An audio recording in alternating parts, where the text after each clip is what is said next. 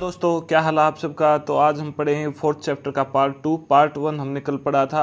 उसमें हमने हड़प्पा संस्कृति के भौगोलिक विस्तार के बारे में पढ़ा, काल निर्धारण के बारे में पढ़ा था, पशुपालन, कृषि पालन, शिल्प और तकनीकी ज्ञान के बारे में पढ़ा था, और हड़प्पा के 4 भौगोलिक स्थल कौन से थे उनके बारे में हमने पूरी डिटेल जानी थी। ठीक है, उसी का हम ये पार्ट 2 पढ़ते हैं, उसी चैप्टर का। ये चैप्टर 4 का पार्ट 2 होगा हमारा। इसमें हम हड़प्पा संस्कृति के बारे में और जानेंगे बातें, हड़प्पा संस्कृति के व्यापार के बारे में, राजनीतिक संगठन, धार्मिक प्रथाएं क्या क्या थी, सिंधु घाटी के पुरुष देवता कौन से रहे हैं, ये सब बातें आज हम इसमें कवर करेंगे। ठीक है, तो ये थोड़ा ज़्यादा लंबा चैप्टर पड़ता था, इस वजह से हमने इसको पार्ट में डिवाइड किया था।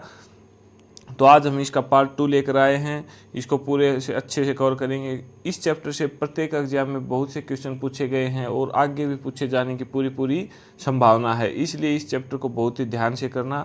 तो चलिए स्टार्ट करते हैं। स्टार्ट करने से पहले यदि आप हमारे चैनल पर नए हैं तो चैनल को सब्सक्राइब करें और साथ ही साथ बेल आइकन को प्रेस करें, ताकि जब भी हम नई वीडियो अपलोड करें तो आपको तुरंत नोटिफिकेशन मिल जाए।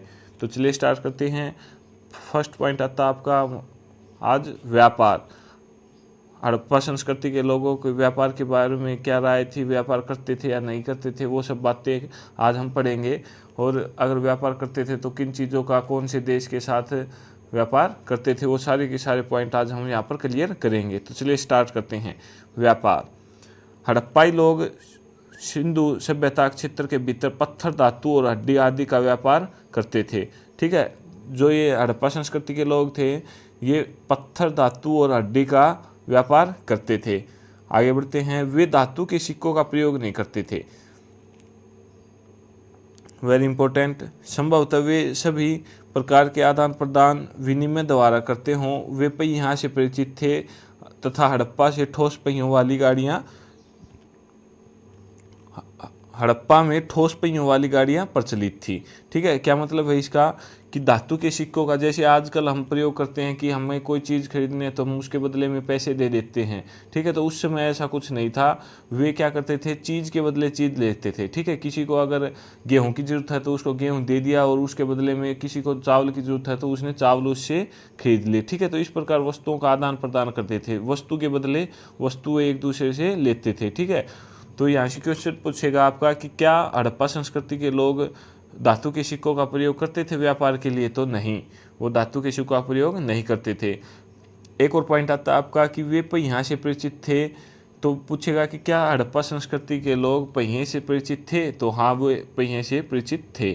ठीक है, क्योंकि हड़प्पा से ठोस पहियों वाली गाड़ियाँ प्रचलित थी हड़प्पा में।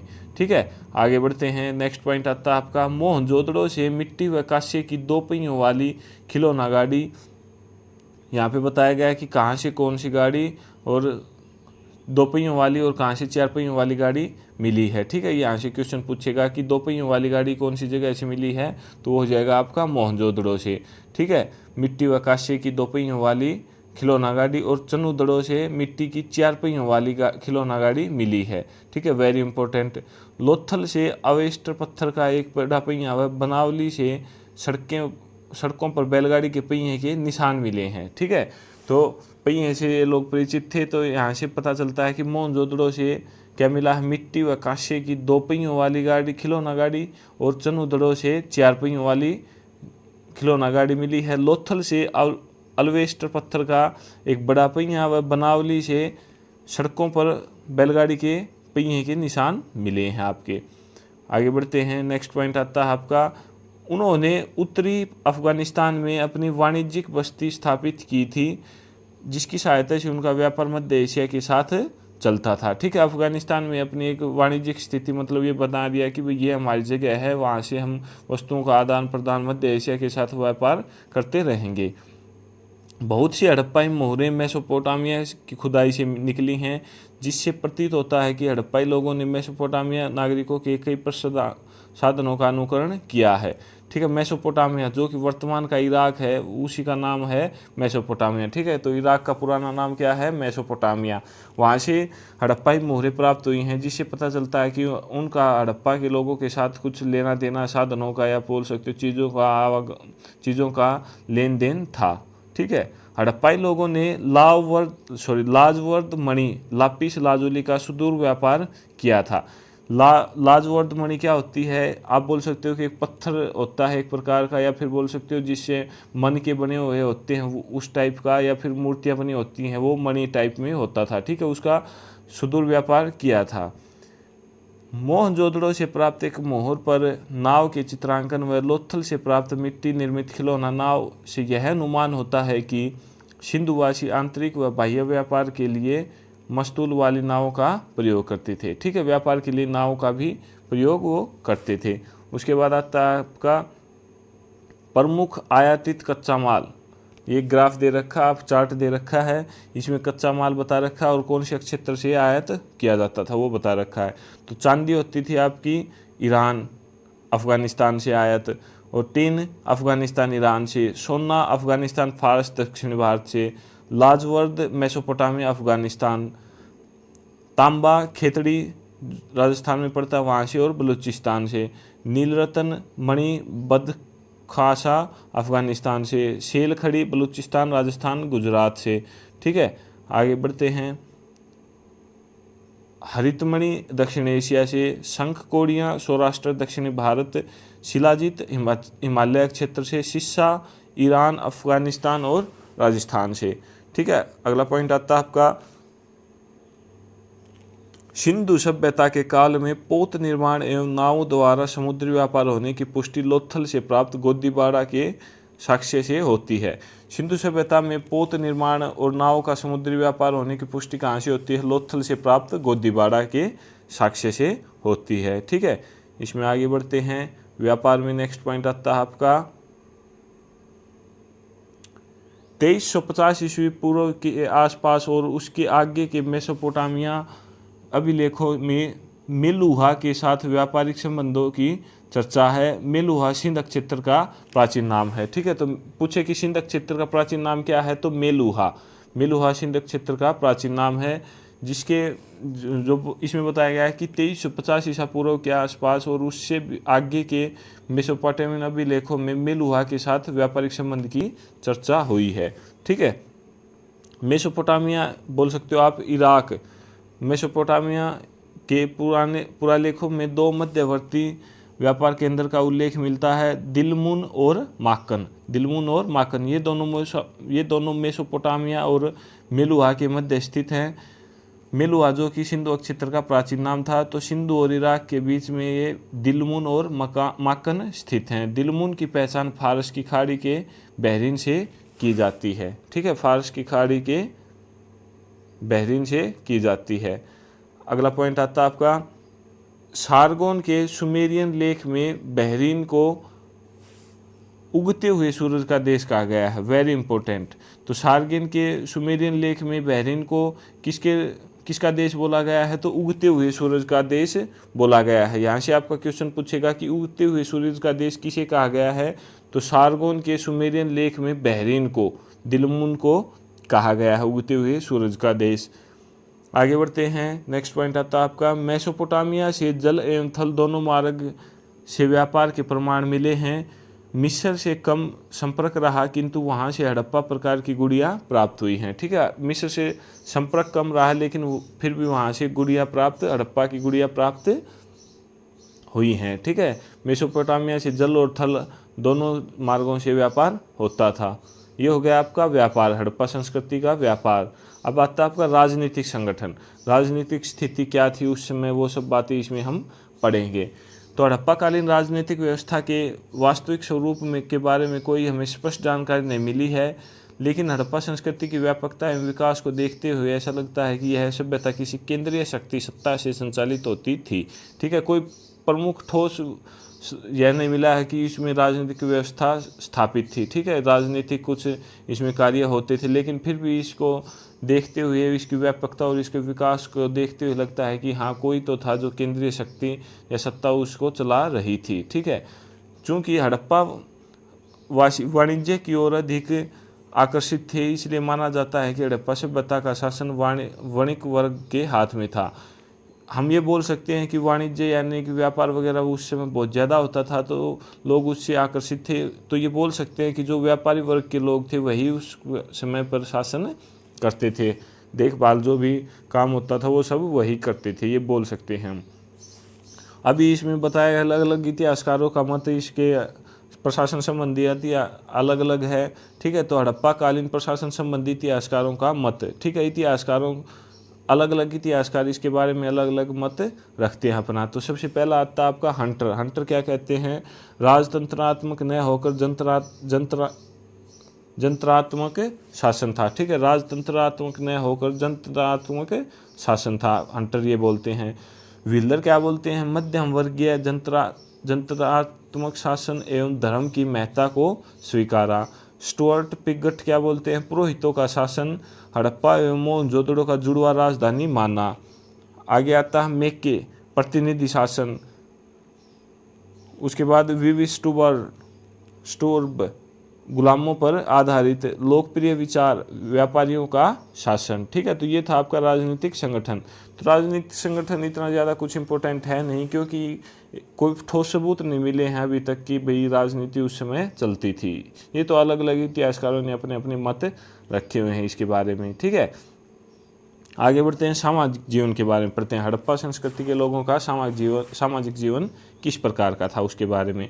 समाज की इकाई परंपरागत तौर पर परिवार थी। मातृ देवी की पूजा तथा मोहरों पर अंकित चित्र से यह परिलक्षित होता है कि हड़प्पा समाज संभवतः मातृसत्तात्मक था। Very important.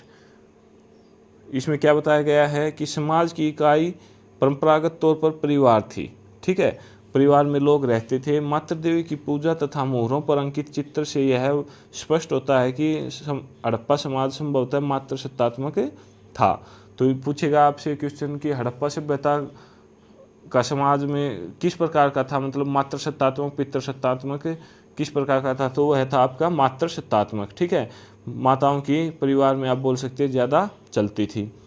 आगे बढ़ते हैं, नगर नियोजन, दुर्ग, मकानों के आकार व रूपरेखा तथा शवों के दफनाने के ढंग को देखकर ऐसा प्रतीत होता है कि सैंधव समाज अनेक वर्गों जैसे पुरोहित, व्यापारी, अधिकारी, शिल्पी तथा श्रमिकों में विभाजित रहा होगा, ठीक है। अलग अलग वर्ग बने हुए थे, जैसे कि व्यापार करते थे वो लोग व्यापारी कहलाए, अधिकारी भी जो देखभाल करते थे, जो अलग अलग कलाओं में निपुण थे वो शिल्पी कहलाए, जो मजदूरी वगैरह करते थे वो श्रमिक कहलाए। तो अलग अलग वर्गों में विभाजित था हड़प्पा सभ्यता के लोगों का सामाजिक जीवन। सैंधव सभ्यता के लोग युद्ध प्रिय कम शांति प्रिय अधिक थे। तो इसमें बोला गया है कि वो युद्ध को पसंद नहीं करते थे, वो अपना शांति से अपना जीवन यापन करना पसंद करते थे, ठीक है। आगे बढ़ते हैं, नेक्स्ट पॉइंट आता है आपका, सिंधु सभ्यता के निवासी शाकाहारी एवं मांसाहारी दोनों थे। भोज्य पदार्थों में गेहूँ, जौ, मटर, तिल, सरसों, खजूर, तरबूज के साथ गाय, सूअर, बकरी, मछली का मांस प्रमुख रूप से प्रयोग में लाया जाता था, ठीक है। तो शाकाहारी और मांसाहारी दोनों थे। तो जो भी फसल वगैरह होती थी, गेहूं, जौ, मटर, वो सब खाते थे और मांस मिट्टी भी खाते थे, ठीक है। वस्त्र सूती एवं ऊनी दोनों प्रकार के पहने जाते थे। आभूषणों का प्रयोग पुरुष एवं महिलाएं दोनों करते थे। आगे बढ़ते हैं, मनोरंजन के लिए पाशे का खेल, नृत्य, शिकार, पशुओं की लड़ाई आदि प्रमुख साधन थे। धार्मिक उत्सव एवं समारोह समय समय पर धूमधाम से मनाए जाते थे। इसमें बताया गया है कि लोग अपना टाइम पास के लिए, मनोरंजन के लिए पाशे का खेल खेलते थे, डांस करते थे, हंटिंग करते थे, पशुओं की लड़ाई करवाते थे, ठीक है। और धार्मिक उत्सव जो भी मेले या फिर और भी त्यौहार वगैरह आता था वो सब समय समय पर धूम से मनाते थे। आगे आता है आपका धार्मिक प्रथाएं। क्या उस समय कुछ धार्मिक प्रथाएं थी या नहीं थी उसके बारे में बताया गया है इसमें। हड़प्पा में पक्की मिट्टी की स्त्रियां बड़ी संख्या में मिली हैं। एक मूर्ति में स्त्री के गर्भ से निकलता एक पौधा दिखाया गया है। यह संभवतः पृथ्वी देवी की प्रतिमा है तथा इसका निकट संबंध पौधों के जन्म और वृद्धि से रहा हो गया। इसलिए मालूम होता है कि हड़प्पाई लोग धरती को उर्वरता की देवी समझते थे और इसकी पूजा उसी तरह करते थे जिस तरह मिस्र के लोग नील नदी की देवी आइसिस पूजा करते थे, ठीक है। ये धार्मिक प्रथाएं थी कि पक्की मिट्टी की स्त्री की मूर्तियां बड़ी संख्या में मिली हैं तो लोग उनकी पूजा करते थे, ठीक है। सिंधु घाटी के पुरुष देवता को एक मुहर पर चित्रित किया गया है। उसके सिर पर 3 सींग हैं। इसमें एक योगी को ध्यान मुद्रा में एक पैर पर दूसरा पैर रख कर बैठे हुए पद्मासन मुद्रा में दिखाया गया है। उसके चारों ओर एक हाथी, एक बाघ, एक गैंडा है, आसन के नीचे एक भैंसा तथा पैरों के पास 2 हिरण हैं। ठीक है, ये सिंधु घाटी के पुरुष देवताओं के बारे में बताया गया है कि एक मोहर पर चित्रित किया गया है, उसके सिर पर 3 सींग हैं। इसमें एक योगी को ध्यान मुद्रा में पैर पर दूसरा पैर रखकर बैठे हुए दिखाया गया है। उसके चारों ओर एक हाथी, एक बाघ, एक गैंडा और आसन के नीचे एक भैंसा है तथा पैरों के पास 2 हिरण हैं। ये सब दर्शाए गए हैं। कुछ धार्मिक प्रतीक चिन्ह दिए गए हैं और उनका महत्व बताया गया है। तो सबसे पहला आता है आपका तावीज। भूत प्रेत से बचने के लिए तावीज बांधते थे लोग। बैल शिव का वाहन, स्वास्तिक सूर्य उपासना का प्रतीक, योगी शिव योगीश्वर, बकरा बलि हेतु, श्रृंग शिव का स्वरूप, नाग पूजा हेतु, भैंसा देवता की शत्रुओं पर विजय का प्रतीक, युगल समाधान पति के साथ पत्नी का सती होना। मोहर पर चित्रित देवता को पशुपति महादेव कहा गया है। जो वो मोहर पर बनाई गई थी, वो जो देवता था उसे पशुपति महादेव कहा गया है। सिंधु सभ्यता में लिंग पूजा का प्रचलन मिलता है, जो कालांतर में शिव पूजा के से गहन रूप से जुड़ गई थी। हड़प्पा में पत्थर पर बने लिंग और योनि के अनेक प्रतीक मिले हैं। ठीक है, इसमें आगे बढ़ते हैं। नेक्स्ट पॉइंट आता है आपका वृक्षों और पशुओं की पूजा। वृक्षों और पशुओं की पूजा। सिंधु क्षेत्र के लोग वृक्ष पूजा करते थे। एक मोहर शील पर पीपल की डालों के बीच विराजमान देवता चित्रित हैं। ठीक है, वृक्ष और पशुओं की पूजा के बारे में बताया गया है कि वे लोग वृक्ष की पूजा करते थे। एक शील पर पीपल की डालों के बीच एक विराजमान देवता चित्रित हैं। हड़प्पा काल में पशु पूजा का प्रचलन था। कई मोहरों पर पशुओं की आकृतियां अंकित हैं। इनमें सबसे महत्वपूर्ण है एक सींग वाला जानवर जो गेंडा हो सकता है। उसके बाद कुब्बड़ वाला सांड है। गो पूजन का प्रमाण नहीं मिलता है। Very important. हड़प्पा सभ्यता से गो पूजन का प्रमाण मिलता है? नहीं। तो पूछेगा तो आपका आंसर होगा नहीं, हड़प्पा सभ्यता से गो पूजन का प्रमाण नहीं मिलता है। आगे बढ़ते हैं। सिंधु प्रदेश के निवासी वृक्ष, पशु और मानव के स्वरूप में देवताओं की पूजा करते थे, परंतु वे अपने इन देवताओं के लिए मंदिर नहीं बनाते थे। हड़प्पाई लोग तावीज धारण करते थे। संभवतः हड़प्पाई लोग विश्वास करते थे कि भूत प्रेत उनका अनिष्ट कर सकते हैं और इसलिए उनसे बचने के लिए तावीज पहनते थे। सिंधु नगरों की खुदाई से किसी भी मंदिर के अवशेष नहीं मिले हैं। मोहनजोदड़ो से प्राप्त मोहर पर स्वास्तिक का अंकन सूर्य पूजा का प्रतीक माना जाता है। हिंदू धर्म में आज भी स्वास्तिक को पवित्र मांगलिक चिन्ह माना जाता है। इसे चतुर्भुज ब्रह्मा का रूप स्वीकार किया जाता है। हड़प्पाई लिपि। हड़प्पाई लिपि के बारे में क्या विचार रहे हैं उसके बारे में पढ़ते हैं। सिंधु लिपि के विषय में सर्वप्रथम विचार व्यक्त करने वाले व्यक्ति अलेक्जेंडर कनिंघम थे। Very important. आपसे क्वेश्चन पूछेगा कि सिंधु लिपि के विषय में सर्वप्रथम विचार व्यक्त करने वाले व्यक्ति कौन रहे हैं, तो वो आपके अलेक्जेंडर कनिंघम। ठीक है, अलेक्जेंडर कनिंघम। कनिंघम ने 1873 में बताया कि इस लिपि का संबंध कौन सी लिपि से? ब्राह्मी लिपि से है। ठीक है, कनिंघम ने यह बताया 1873 में। एक पॉइंट दे रखा है। सिंधु लिपि को पढ़ने का सर्वप्रथम प्रयास, सबसे पहले प्रयास 1925 में L.A. वेडल ने किया था। ठीक है, L.A. वेडल ने। उसके बाद आता आपका हड़प्पाई लोग लिपि का सबसे पुराना साक्ष्य 1853 ईस्वी में मिला था तथा 1923 ईस्वी तक पूरी लिपि प्रकाश में आ गई, किंतु वह अभी तक पढ़ी नहीं जा सकी है। लिपि न पढ़े जाने के कारण साहित्य में हड़प्पाई लोगों का क्या योगदान रहा कुछ कहा नहीं जा सकता। ठीक है, तो लिपि को अभी तक पढ़ा नहीं गया है, तो इस वजह से उनका साहित्य में किस प्रकार का क्या योगदान रहा है इसके बारे में हम कुछ बोल नहीं सकते।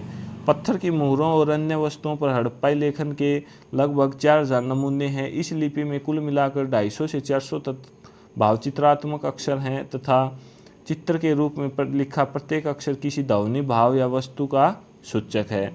इस लिपि में मछली, चिड़िया, मानवाकृति आदि के चिन्ह मिलते हैं। सिंधु लिपि के जो साक्ष्य मिले हैं उनमें अधिकांशतः दाएं से बाएं लिखे मिले हैं। इस लिपि में मछली, चिड़िया, मानवाकृति आदि के चिन्ह मिलते हैं।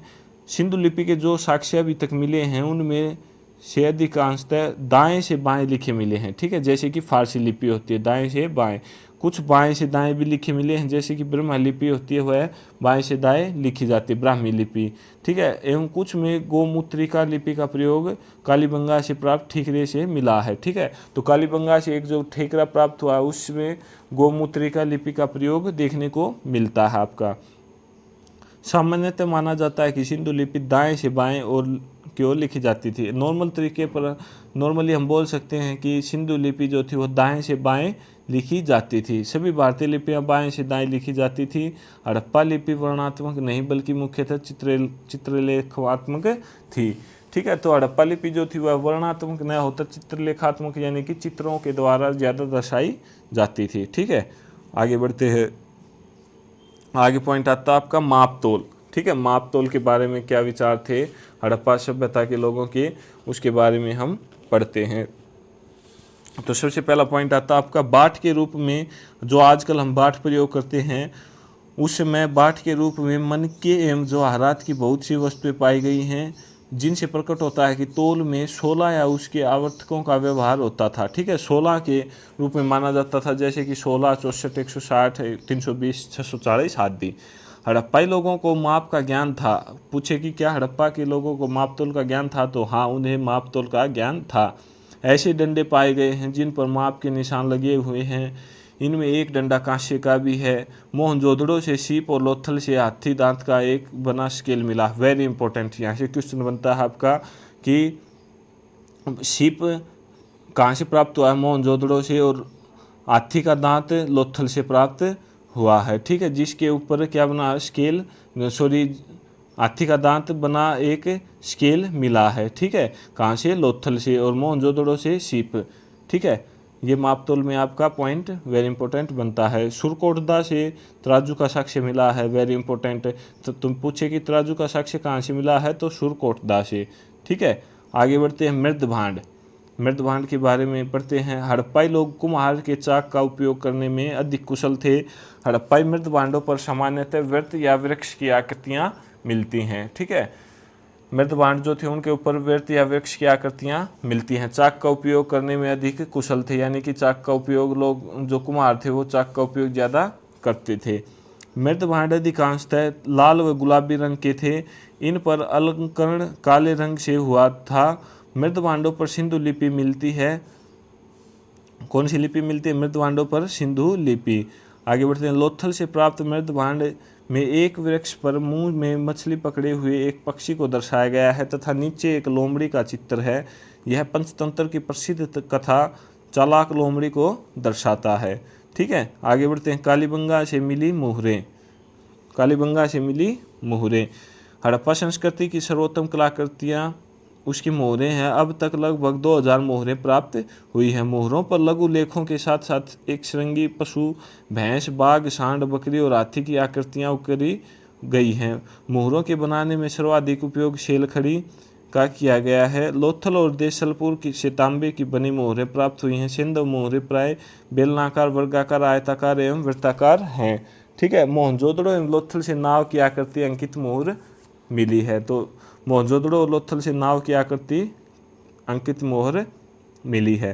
प्रतिमाएं, कांस्य की नर्तकी उनकी मूर्तिकला का सर्वश्रेष्ठ नमूना है। तो उनकी मूर्तिकला में कांस्य की नर्तकी का सर्वश्रेष्ठ नमूना माना जाता है। संपूर्ण मूर्ति गले में पड़े हार के अलावा पूर्णतः नग्न है। यह लुप्त मोम पद्धति पर आधारित है। मोहनजोदड़ो से 2 तांबे की मानव मूर्ति तथा भैंसा व भेड़ की कांस्य मूर्ति मिली है। हड़प्पा एवं सिंधुदड़ो से बैलगाड़ी तथा इक्का गाड़ी प्राप्त हुआ है। तो हड़प्पा एवं सिंधुदड़ो से बैलगाड़ी तथा इक्का गाड़ी प्राप्त हुई है। आगे बढ़ते हैं। नेक्स्ट पॉइंट आता है आपका मृण मूर्तियाँ, ठीक है। मृण मूर्तियाँ पॉइंट आता है, इसमें पढ़ते हैं। सिंधु प्रदेश में अत्यधिक संख्या में आग में पकी मिट्टी जो टेराकोटा कहलाती हैं की मूर्तियाँ बनी मूर्तियाँ मिली हैं, ठीक है। सिंधु प्रदेश में अत्यधिक संख्या में आग में पकी मिट्टी जो कि टेराकोटा कहलाती हैं की बनी मूर्तियाँ मिली हैं। इनमें पक्षी, कुत्ते, भेड़, गाय, बैल और बंदर की प्रतिकृतियाँ मिलती हैं और पुरुषों और स्त्रियों की प्रतिकृतियाँ भी मिली हैं, जिनमें पुरुषों से स्त्रियों की संख्या अधिक है, ठीक है, आगे बढ़ते हैं। अंतिम संस्कार। अंतिम संस्कार के बारे में वो क्या विचार रखते थे, किस प्रकार अंतिम संस्कार करते थे, कितनी प्रथाएं उस समय प्रचलित थी। तो सिंधु सभ्यता में मृतकों के अंतिम संस्कार की 3 प्रथाएं मिलती हैं। ठीक है, 3 प्रथाएं मिलती हैं। सबसे पहले है दाह संस्कार, उसके बाद पूर्ण समाधिकरण और उसके बाद आंशिक समाधिकरण। इसमें दाह संस्कार में बताते हैं कि शव को, जैसे आजकल हम हिंदू धर्म में करते हैं, शव को जला देते हैं और जो कुछ हड्डियाँ बच जाती हैं उसके बाद उनको हम गंगा में बहा के आते हैं। तो उस समय क्या करते थे, शव को जलाने के बाद जो अवशेष बच जाते थे उसे मिट्टी में पात्र में रखकर दफना दिया जाता था। ठीक है, यह सर्वप्रमुख प्रथा थी। पूर्ण समाधिकरण, इसमें पूरे शव को भूमि के अंदर दफनाया जाता था। ठीक है, जैसा कि मुसलमानों में करते हैं। आंशिक समाधिकरण, इसमें पशु पक्षियों के खाने के बाद बचे शेष भाग को भूमि में दफना दिया जाता था। पारसी विधि से मिलती प्रथा है ये। ठीक है, इसमें पशु पक्षियों के वैसे ही लाश को छोड़ देते थे और पशु पक्षियाँ उसको खा देते थे और जो बच जाता था भाग उसको वो भूमि में दफना देते थे। ठीक है, तो इस प्रकार ये 3 प्रकार की प्रथाएं उस समय प्रचलित थी।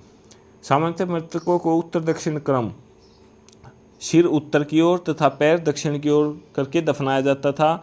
इसके अपवाद हड़प्पा व कालीबंगा में दक्षिण उत्तर क्रम में, लोथल में पूर्व पश्चिम क्रम में, रोपड़ में पश्चिम पूर्व क्रम में मृतकों को दफनाए जाने के प्रमाण मिले हैं। ठीक है, तो ये अलग अलग जगह पर अलग अलग प्रकार से दफनाते थे।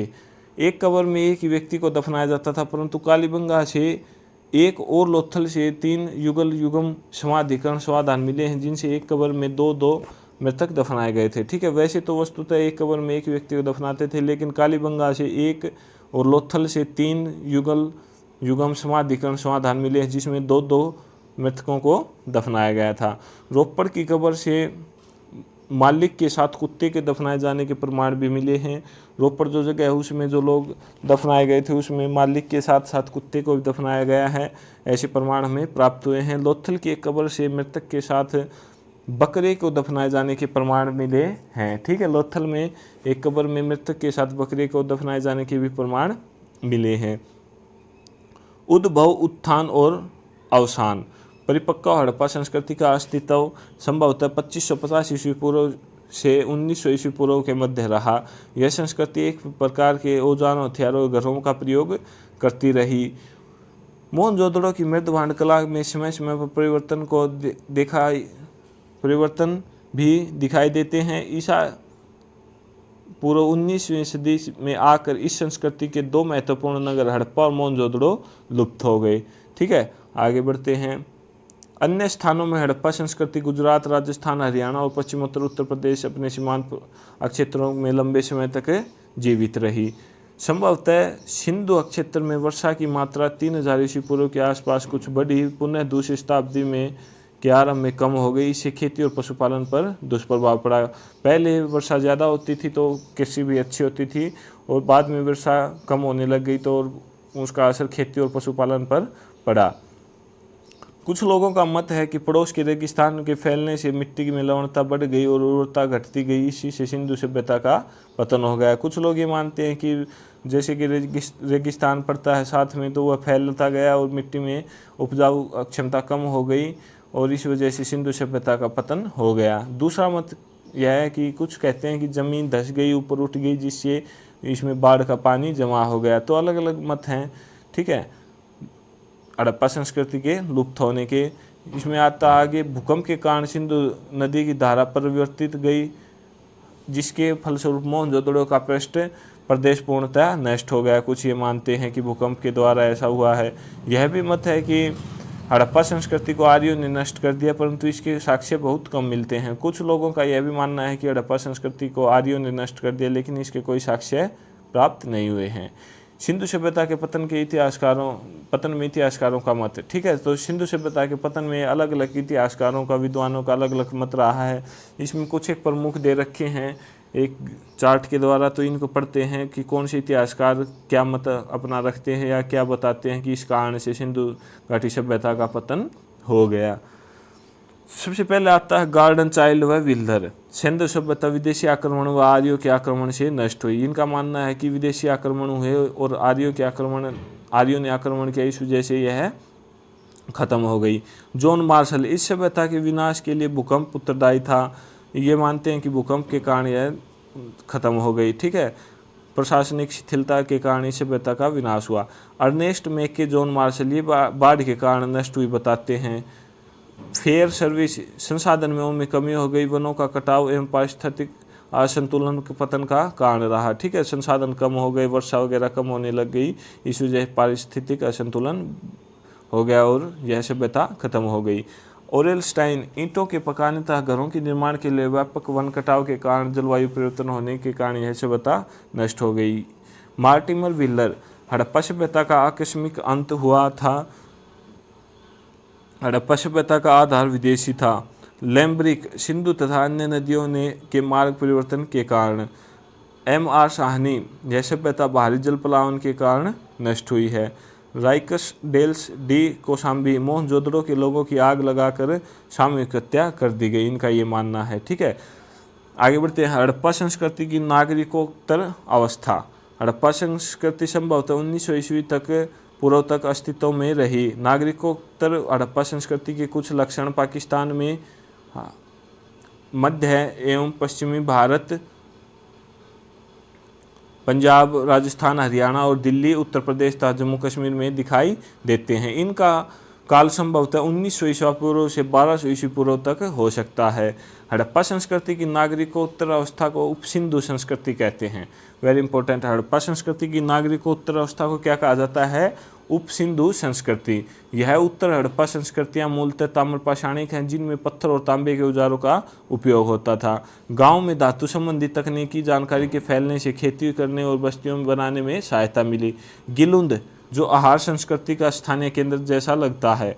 आहार संस्कृति में हमने गिलुंद को पढ़ा था। में ईंटों की संरचनाएं मिली हैं, जिन्हें संभवतः 2000 ईसा पूर्व और 1500 ईसा पूर्व के मध्य रखा जा सकता है। जोरवे बस्तियों में सबसे बड़ी दैमाबाद बस्ती है, जो लगभग 22 हेक्टेयर में बसी थी और जहां 4000 की आबादी रही होगी।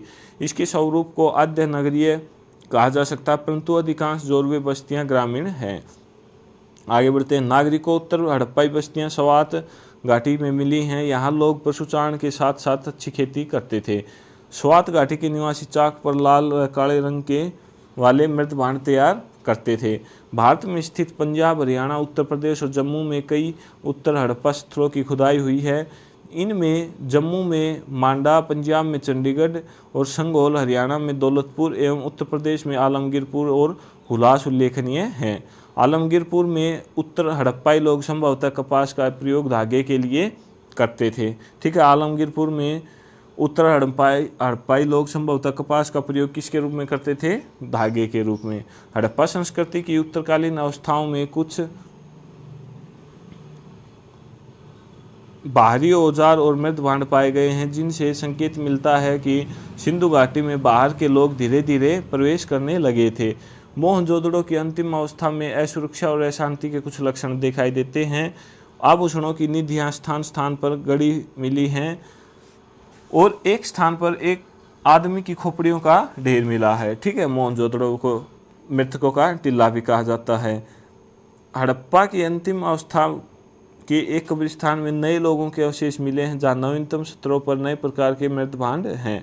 पंजाब और हरियाणा के कई स्थलों पर लगभग 1200 ईसा पूर्व के उत्तर मध्यकालीन हड़प्पा मृत भांडों के साथ साथ धूसर मृत भांड और चित्रित धूसर मृत भांड पाए गए हैं, जो आमतौर पर वैदिक लोगों से जुड़े हैं। ठीक है, पंजाब और हरियाणा के कई जगहों पर ऐसे मृत भांड पाए गए हैं जो आमतौर पर वैदिक लोगों से जुड़े हुए हैं। ठीक है, तो ये था आपका हड़प्पा संस्कृति का चैप्टर, जो कि हमने पूरा पढ़ लिया है और एक एक पॉइंट को अच्छे से समझ लिया है। कोई भी क्वेश्चन नहीं बचता जो इससे बाहर आएगा आपका। ठीक है, तो इस चैप्टर को आप बहुत ही अच्छे से रिवाइज करना, कम से कम 2-3 बार वीडियो को देखना, तब जाकर आपको पॉइंट टू पॉइंट याद हो जाएंगे एकदम से। ठीक है, तो यहाँ पे आपका चैप्टर कंप्लीट होता है। तो नेक्स्ट वीडियो में हम नेक्स्ट चैप्टर लेकर आएंगे, हमारा 5th चैप्टर होगा जो। ठीक है, तो चलिए मिलते हैं नेक्स्ट वीडियो में अगले चैप्टर के साथ। तब तक के लिए धन्यवाद। जय हिंद।